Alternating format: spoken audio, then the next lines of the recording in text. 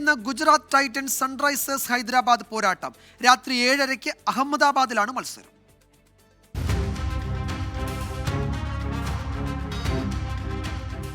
സീസണിന്റെ തുടക്കത്തിൽ മിക്കവരും കരുതിയത് വമ്പനടിക്കാരുടെ സംഘമായ ഹൈദരാബാദ് പ്ലേ ഓഫിലേക്ക് എളുപ്പം മാർച്ച് ചെയ്യുമെന്നും വലിയ പേരുകളില്ലാത്ത ഗുജറാത്ത് കഴിഞ്ഞ തവണത്തെ പോലെ അടിവാരത്താകുമെന്നും. എന്നാൽ സംഭവിച്ചത് മറിച്ചായിരുന്നു. 9 മത്സരങ്ങളിൽ 6 ജയിച്ച ഗുജറാത്ത് പ്ലേ ഓഫ് യോഗ്യതയ്ക്ക് തൊട്ടരികിൽ.